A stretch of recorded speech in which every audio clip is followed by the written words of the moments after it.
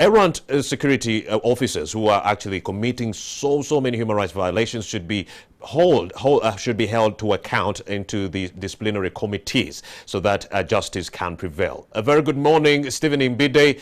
What's the latest? Yes, good morning to you, Romeo Busiku. I'm coming to you from Chengera, and on this day 40 years ago, that was in 1981.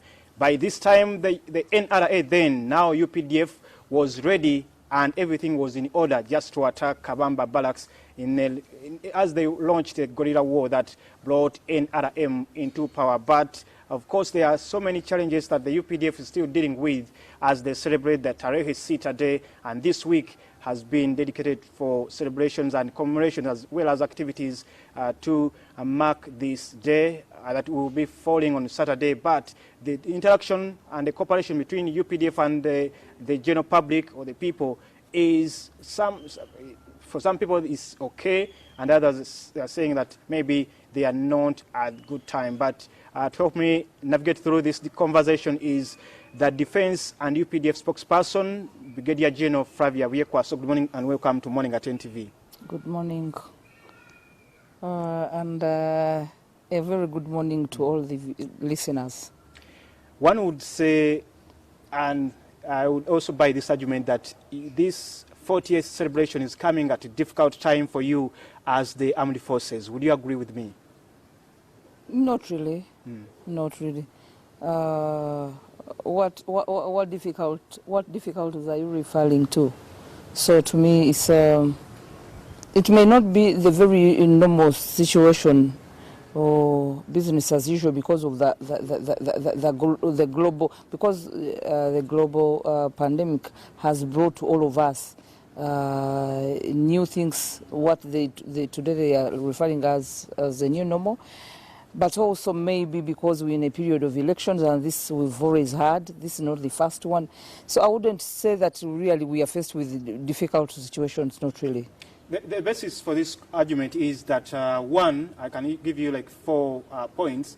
That one, yes, you're having the officers who are having sleepless nights, day and night on the streets just because there is, according to intelligence, that's all is not well. Two, the Attorney General has to go to court to defend some of the actions that were made by your officers. And the other issue being that there are many arguments or accusations against the officers in uniform that you're abusing human rights. I would say that these are rhetorics that we usually hear. Whenever there's an election, you are going to hear this.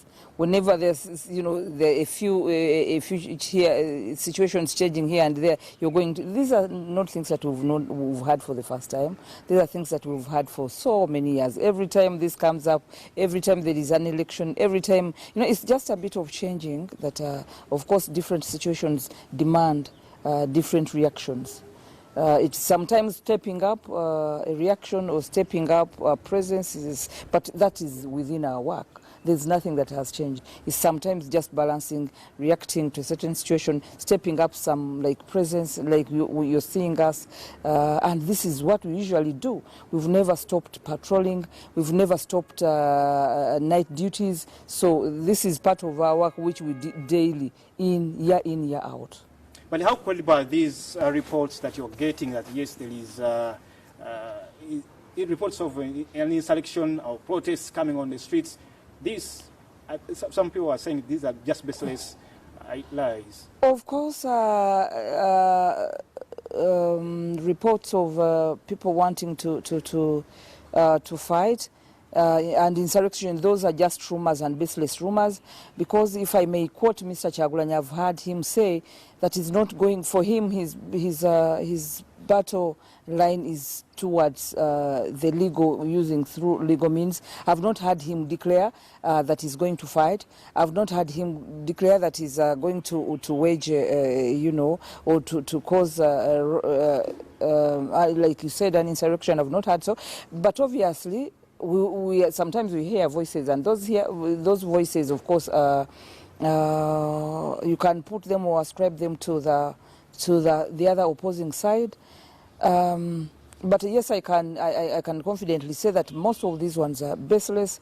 Most of these ones are just mere rumors, and most of these ones are just those people out actually who are not even in Uganda, who are calling Ugandans to do certain things, or to like this of recent, this one which has been circulating of a shutdown, which was like we are going to shut down the country and do it between 3rd and those are just baseless. And any Ugandan who is serious and who knows that we have a country and who knows that Uganda is not an anarchy and who knows that the leadership, there is leadership. But when you heard about the national shutdown as it was circulating on social media, you really deployed heavily. No.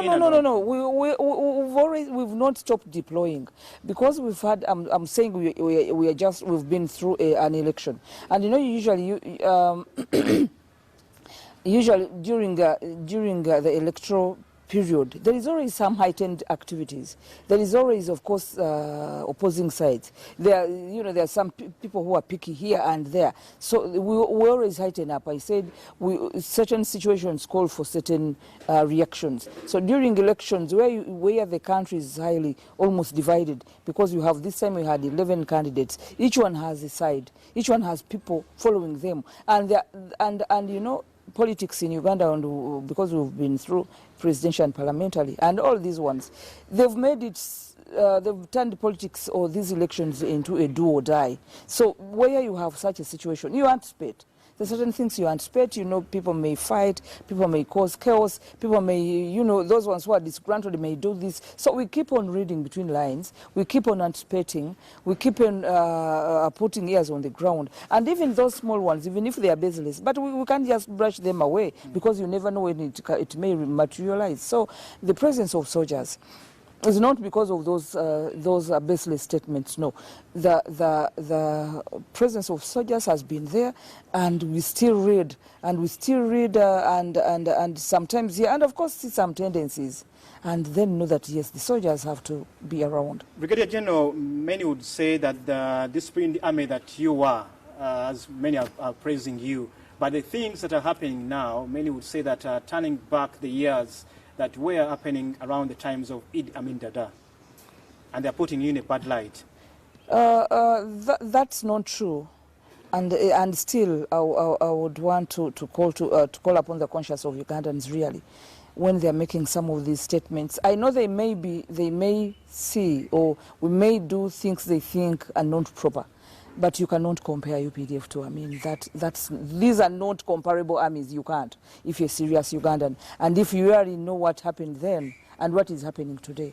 So it's not true, but we cannot say that we haven't done those things that are not pleasing to Ugandans. And we always, and where we have done so, we have always apologized, where we think we have gone beyond the expectations of Ugandans. But that doesn't mean that we shall not stamp down our foot when it comes to doing what you're supposed to do. That's what makes the difference. What would you tell someone who is just there watching Morning at NTV and he feels or accuses security agencies that those people are disappearing, or they are saying that being kidnapped by security agencies, that they are in your hands? That statement has already been said over and again.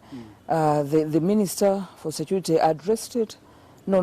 The Minister for Internal Affairs, Major Gigi Odong, addressed it, and he said he was going to really investigate this matter, that that he was not aware, but he said it's going to be investigated. The Deputy Inspector of Police also reaffirmed the same, and he said, and that one I was even in attendance, he said, and he had instructed the Director Crime Intelligence and Director, I think, CID, I don't know that they are. Okay, because of the time constraints that you have to attend another meeting, I'll give you only two questions. One, we know that today the ICC, International Criminal Court, will be giving its judgment in the case that 7 counts charges that are being pressed against Dominic Ongwen, the former LRA commander.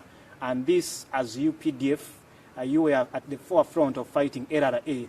how would you receive this, and what would you want to see as the forces? But how, why would we anticipate? Why would we, I mean, speculate over But something want that is... something. No, but over something. Let's wait for the judge. Let's wait for what they are going to say, and then that will form the basis of our opinion, really. But for you, what would you want as... No, I can't speculate over something I've not heard. We have to wait, and until we hear, that's when I can form an opinion, or we can form an Okay, opinion. I know you an outgoing member of parliament representing the UPDF. How would you look back at the tour of duty? And I of can, course, I know you yes, I can. I only say, I only thank my leadership, my leaders, for the opportunity they gave me to serve in the 10th Parliament.